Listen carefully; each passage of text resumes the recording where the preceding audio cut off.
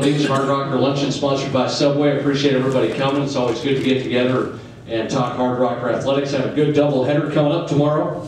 2 o'clock with the women, 4 o'clock with the men, and we'll talk to Coach Henry and Larsen here shortly. But the indoor track season started just a while back, and we actually needed to get a cross-country wrap-up as well from head coach of the cross-country team, Steve Johnson. So welcome Coach Johnson up to get us started.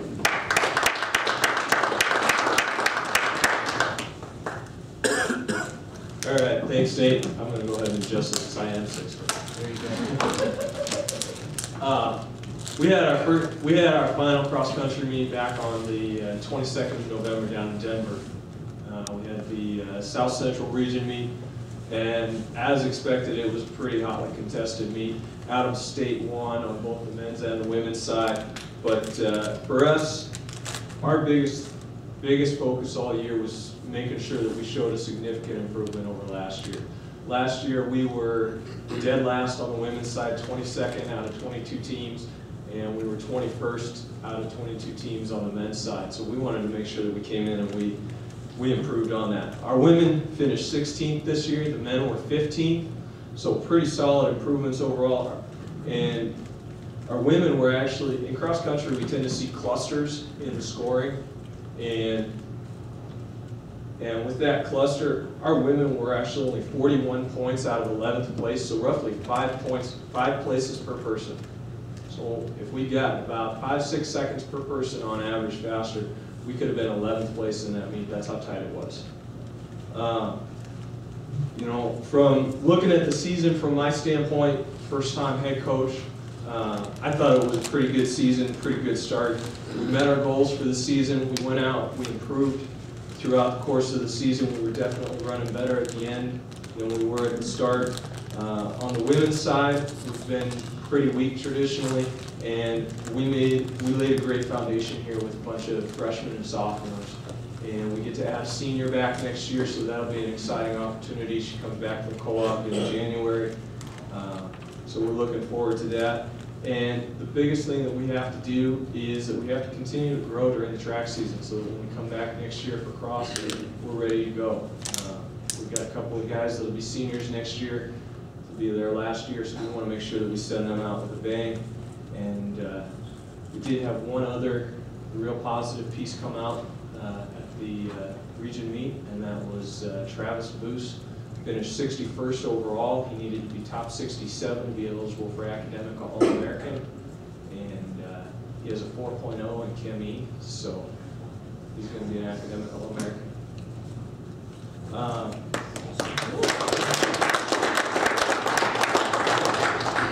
On the track side, we had our first meet last Saturday up at BH. There were 4 teams there. It was an all D2 affair. It was us, Black Hills, Shattering, and MSU Billings made the trip down.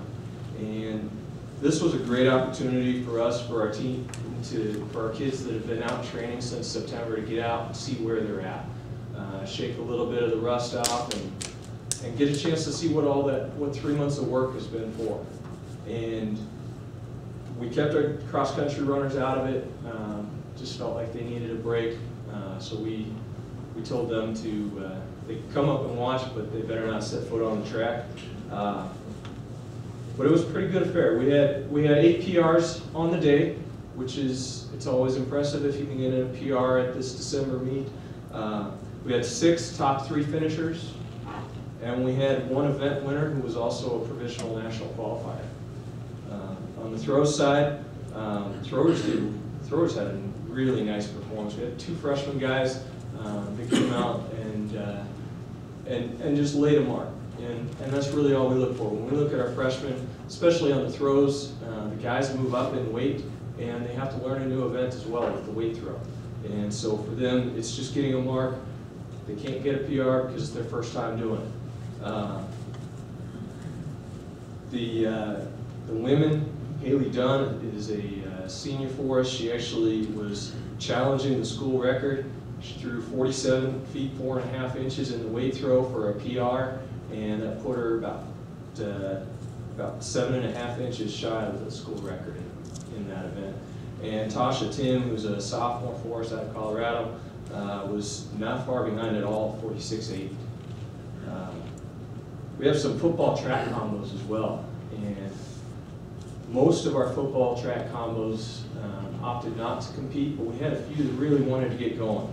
And Isaiah Martin is a sophomore thrower for us out of California, and he threw 41.7 in the shot. It's a 16-pound shot that he has to throw.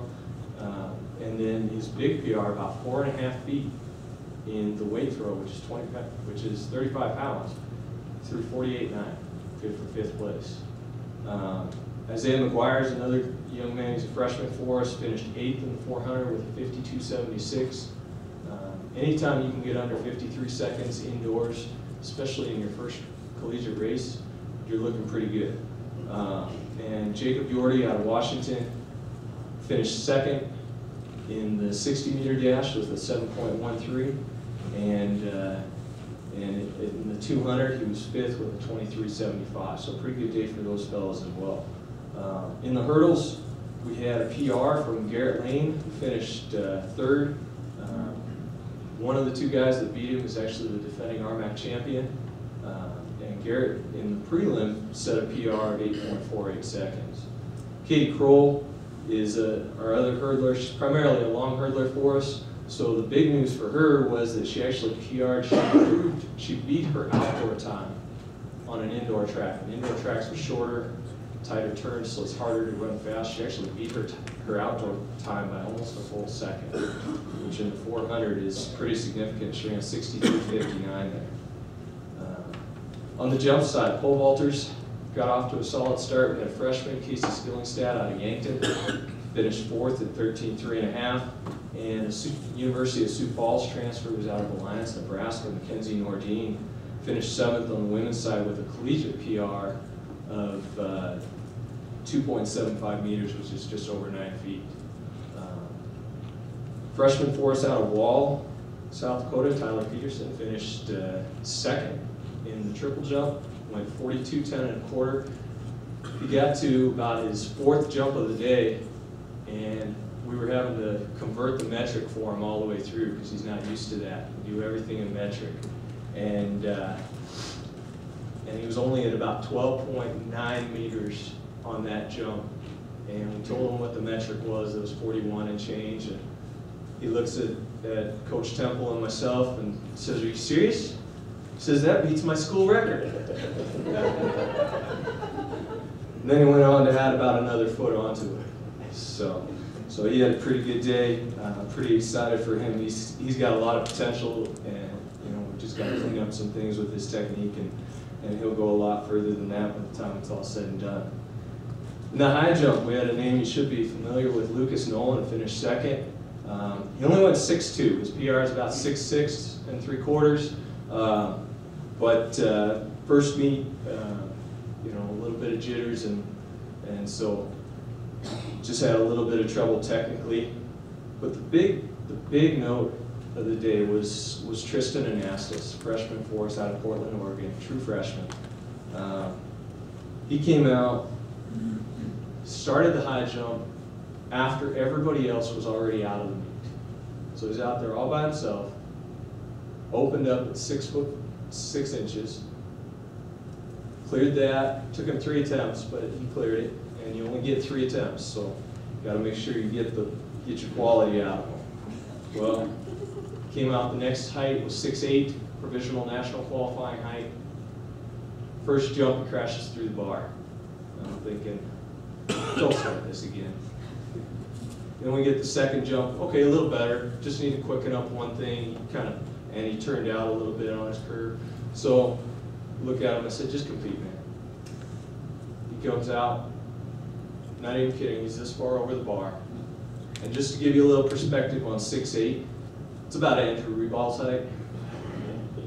So he could jump over the head of Revol, had room to spare. That jump right there put him 12th in the nation in Division II as of today. Ranks him 33rd among all NCAA divisions at this point. And he is the #2 freshman in Division II coaching, and number one at all levels in the RMAC right now. So that's a name you're going to want to watch for. Keep paying attention to what Tristan gets done. Are there any questions? All right, thank you.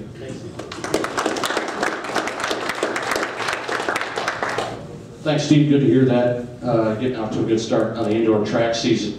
The Hardrocker women's basketball team go back to last Saturday. They beat Rocky Mountain College here at the King Center, and then they had a couple of tough matchups, no doubt, at Colorado State, at the University of Wyoming, and they're back at home tomorrow against the University of Nebraska-Kearney. Head coach of the Hardrocker women, Ryan Larsen.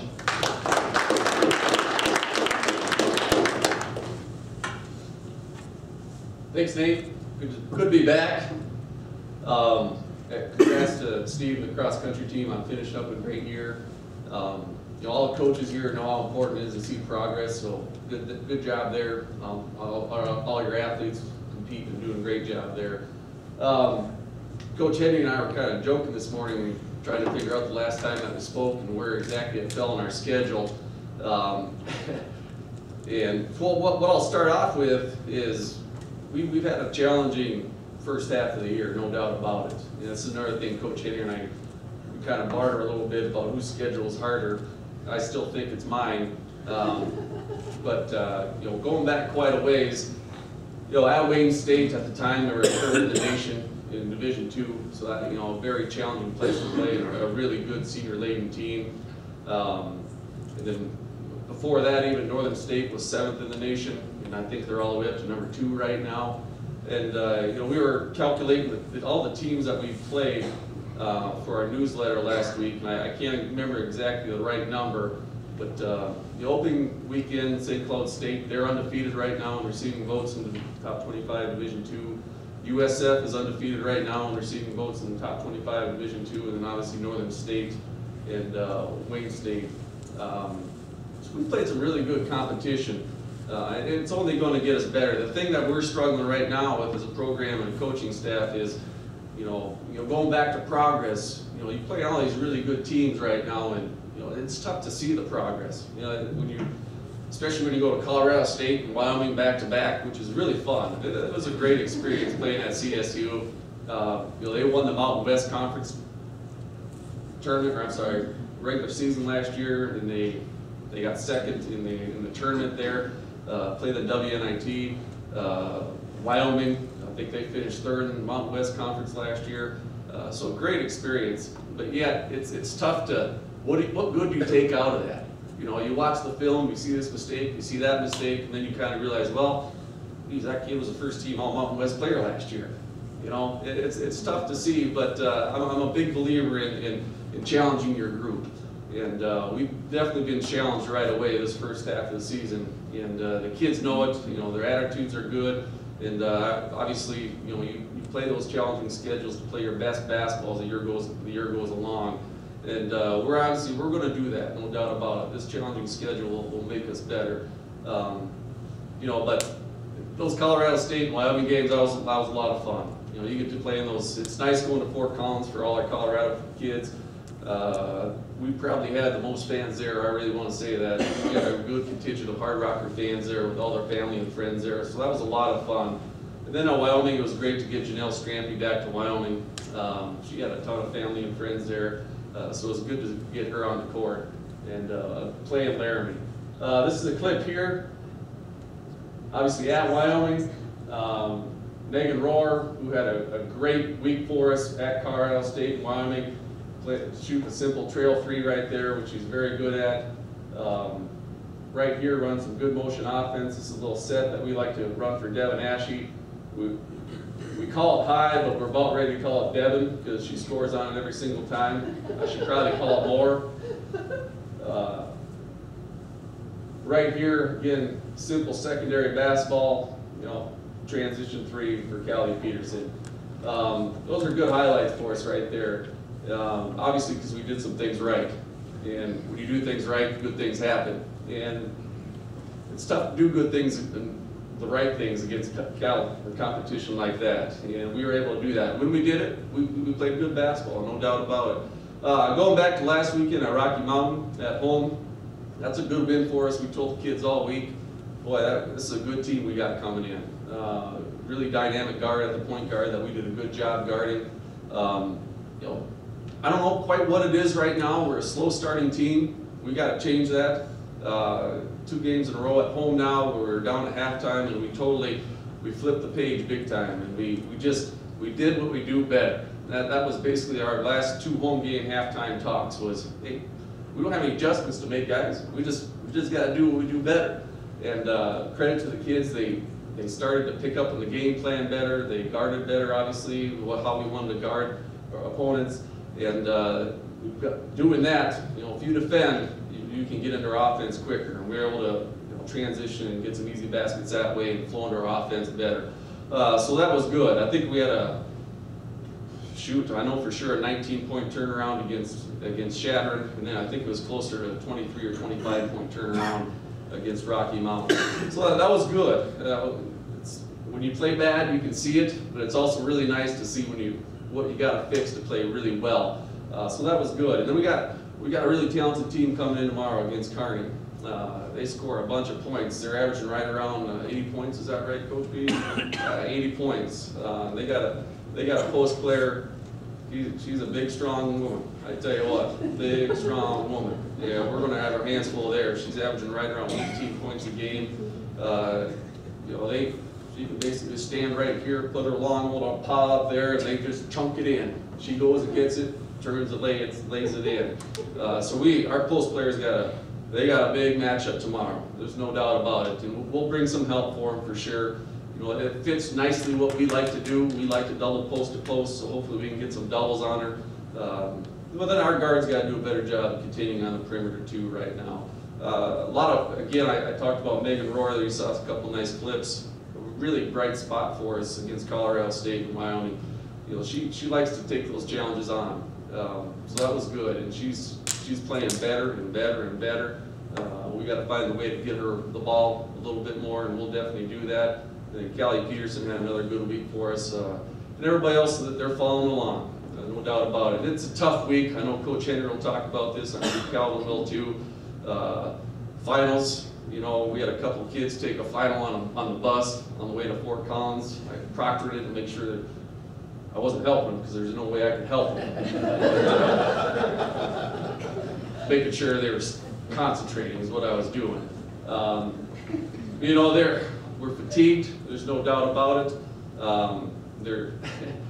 We were up all night studying a couple times, and you know, we look back, this is the first bus trip I've ever been on where we didn't get to play a movie. I was a little bummed about that, but they were all back there working on their laptops and studying on the way to Fort Collins, same thing on the way to Laramie, and we got home at 3 a.m. coming back from Laramie, and I think every seat on the bus, the lights were on, they were all studying. So it's definitely a tough week for us right now. We'll go hard tonight to practice for a good 90 minutes and get ready for Kearney. But I can tell the kids, hey, basketball's a good release for you. You know, get your mind right for basketball. Don't think about academics one bit until that practice and game is done. So hopefully we can do that a little bit. Yeah, I'm very excited with the way we're going. I really feel that Colorado State and Wyoming game is only going to make us better for this weekend. There's no doubt about it. But big game tomorrow. We'd love to have you all there. We need a good crowd for tomorrow. We got a really good opponent coming in. We got to defend, and we got to continue to play better offensively. And there's one thing I know is for certain to get you there, and there's more fans in the stands. We shoot better. Okay, so bring a friend. Bigger friends, maybe our shooting percentage will be above 50% this game. That'd be great. You guys can help us out there a ton. Thanks for coming. See you Saturday.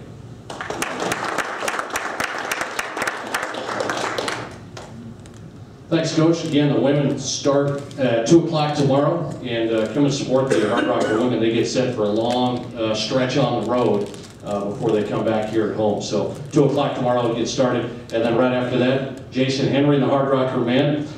Tough loss last weekend, there's no doubt. Rocky Mountain College by 1. Had a shot to win it at the end, didn't fall in. We'll have Coach Henry talk, and he brought Calvin Thomas, who had a heck of a game last Saturday. Welcome up, Coach Henry.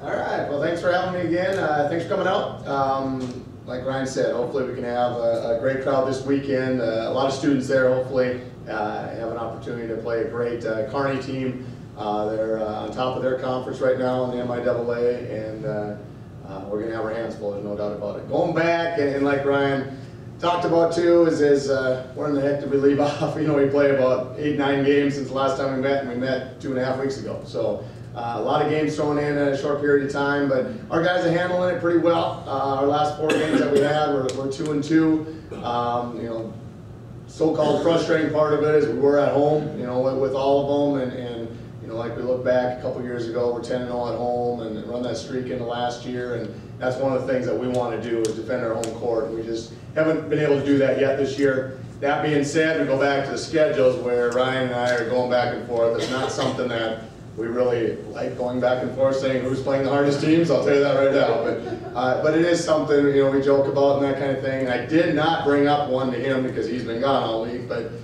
we have 2 wins on the year. We played Chadron State, or we beat Chadron State, who is 2-0 right now. They beat a very good Mesa team and another win in their conference. They're 2-0 in the RMAC right now. Beat them, and then we beat a Southeastern team out of Oklahoma. That's obviously very good, big, strong, athletic, and knockdown shots, all those kind of things. And they turned around last Monday or Tuesday night and beat Tulsa, you know, at Tulsa. So, you know, you look at the competition that we're playing, even though they might not be ranked in the country, like Colorado Mines, that's in the top 20, and a Metro, that's in the top 10. And we have a hard part of our schedule coming up, Ryan. So we'll talk about that after Christmas when we play Tarleton and Midwestern here in these next couple weeks. But anyway, like I said, not something that we're definitely proud of, that we have all those teams, but it is something great for the fans to come out and see some of those high quality teams in our gym. And then, of course, when we are on the road, you know, a chance for us to get better. Going back to, like I said, Thanksgiving, that week when we did play those 2 teams, played very, very well. A couple of those games and got some victories. If you would have told me we're 2-1 coming out of that Thanksgiving tournament or classic, whatever you call it, I would have taken it any day of the week, especially after starting 0-5. And our guys have been, you know, hanging together and doing all that. The problem was we won the first 2, and you have an opportunity to win the 3rd one, and you know, we just didn't get it done. And then we turned around last weekend and play a Rocky Mountain team who's 10-1 right now. Obviously a very talented team as well, and have a chance at the buzzer to win. And we had a chance, whatever it was, Saturday night too against Hillsdale, chance at the buzzer to win, and just didn't knock it down. So we're that close to being 4-0 after the last couple weeks, but still 2-2, and obviously have a chance. Nothing too crazy. Did a great defensive effort against Chadron State to hold them down. I think they shot 30-some threes.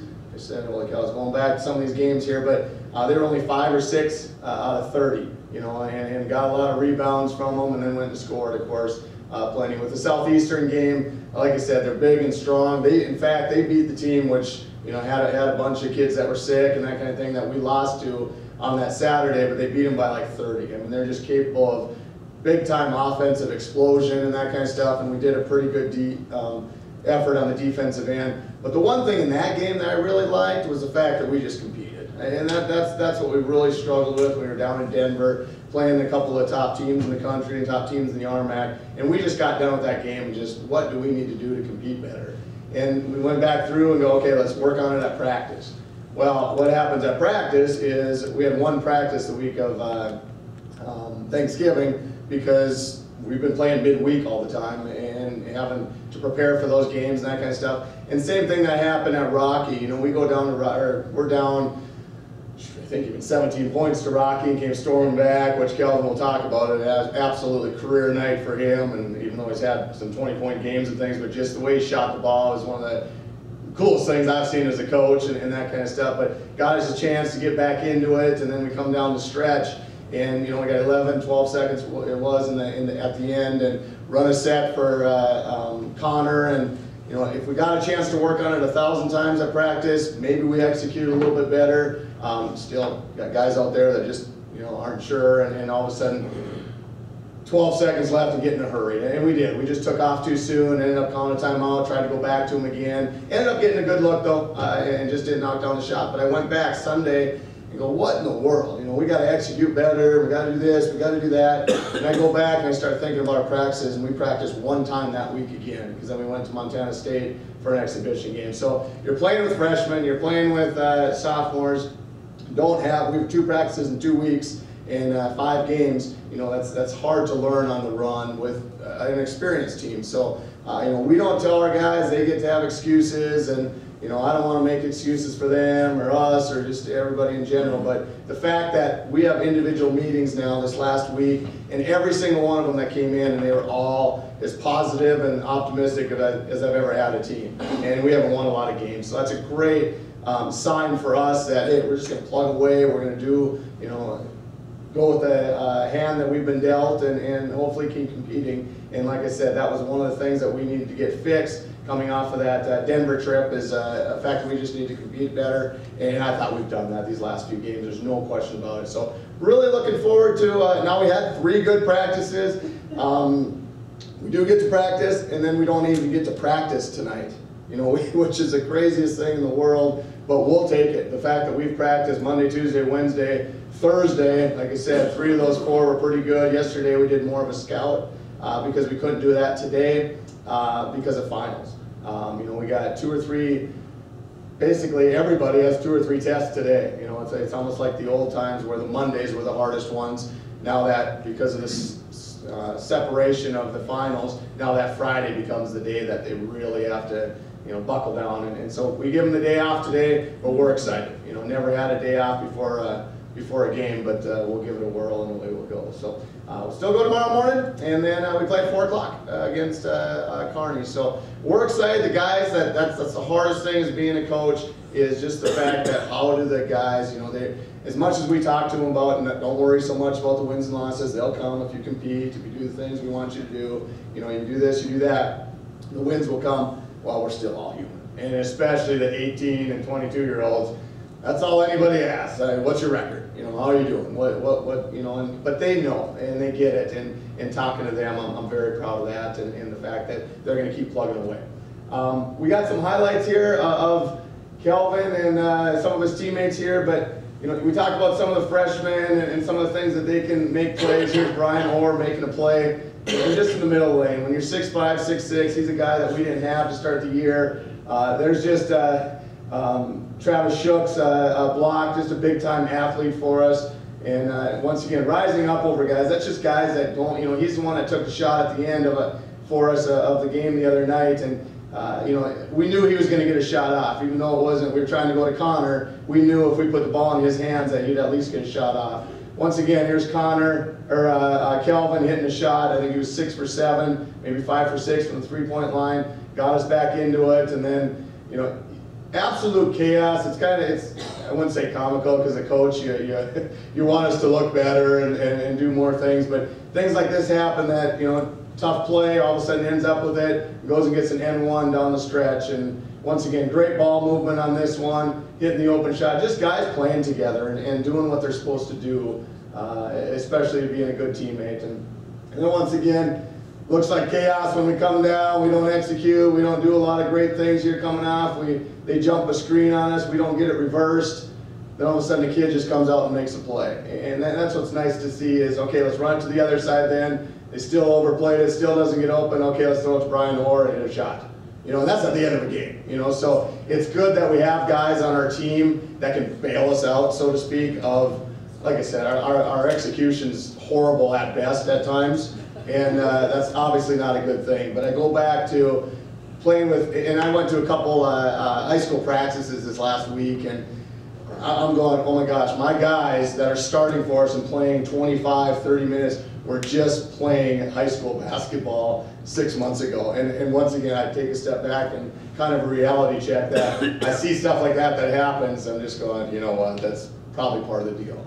And even though we don't want that to happen, we talk about that all the time around here with making the transition and doing this, and we all want it to happen so much faster than it's probably capable of doing. It's the same thing with freshmen. We talk about that in the cross country, and holy cow, this guy goes in and competes as a freshman, and you know, they're all excited. Well, it is. It's awesome to see, but then once in a while, especially as a coach, and the players have to take a step back and realize we're playing with 18-year-olds that, you know, it makes it tough. But Then again, now we're halfway through the year. We got a chance when we go on the road to play another couple top good teams, and guys like Kelvin Thomas that are back in the lineup. It's really hard when you do have a young team and then you don't have seniors that are playing. We got Andrew Rebo, who's a starter for us, not playing because of an ankle injury. We got Kelvin Thomas that plays about a third of the year every year, it seems like, which isn't good for Kelvin, but when he is out there, we are a better team. There's just no question about it. He's one of our better defenders, and now we finally got to see this year what he's capable of doing on the offensive end. So to have those guys back in the lineup, we feel better moving forward, and we're definitely excited, where we're at, but we've got a long ways to go. We understand that, but hopefully Kelvin and his leadership and just abilities on the basketball court can help us through, hopefully get us some more wins and that kind of thing, but bottom line, we'll be able to execute better, we'll be able to compete that much better, and we'll show the freshmen and those younger guys how to get it done. So Kelvin can come up. I'll ask any questions on us real quick here, or me, before I move on to Kelvin. Questions? Okay, let's bring Kelvin up here. Kelvin came to us from, go ahead, we'll clap for him. Came to us from the Houston area. Yeah, he says he's from Houston all the time. He's from Cyprus, but he's from Houston. And he's a big recruit for us. He's been a redshirt for us his first year. Like I said, the thing with Kelvin, very good player, obviously a very good student. He's not a 4.0 in Chemie and academic All-American, but a guy that's going to be done here now. Had some job interviews we talked about early on, missing some practice and all those kind of things, and getting to do some great things out in the real world. But we want him, we have him for another, 3 months is all. We want him to do some great things on the basketball court. And I seriously pray every night that we can keep him healthy, not just because it makes our team better, it's his last chance. And that's what's nice when, you got seniors that have given you everything for 5 years, and they have that opportunity to play the whole season. And once again, that's what we're hoping for this year. When he's on the floor, we know he's going to do good things, but hopefully we can keep him healthy and he can talk and answer any questions you got for him. Kelvin Thomas.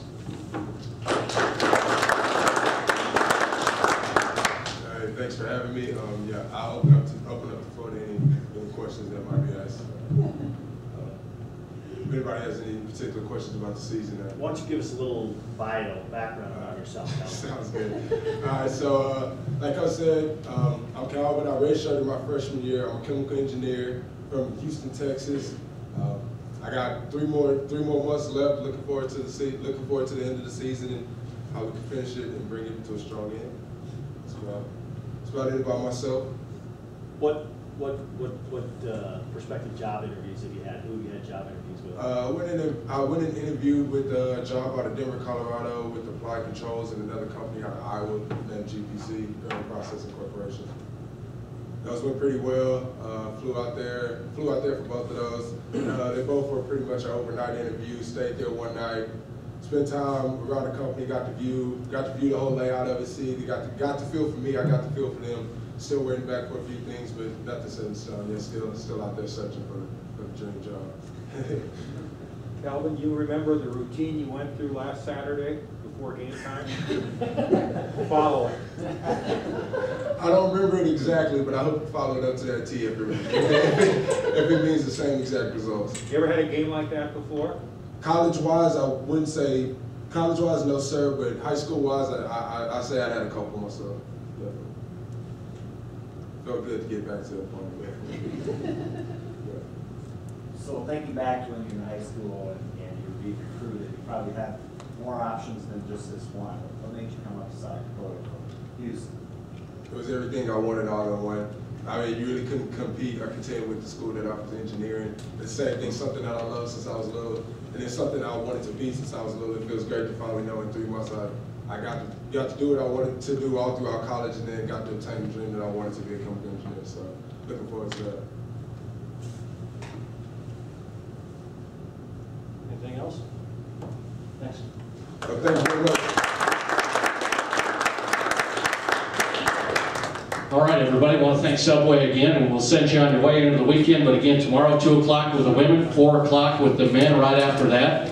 We're going to have free pizzas delivered into the stands for the students that have been studying hard for finals. And who knows, a few adults might get some pizzas as well. You just never know. So look forward to it. Tomorrow we'll be back here in the Hall of Fame next week, and we'll keep you posted. Thanks for coming.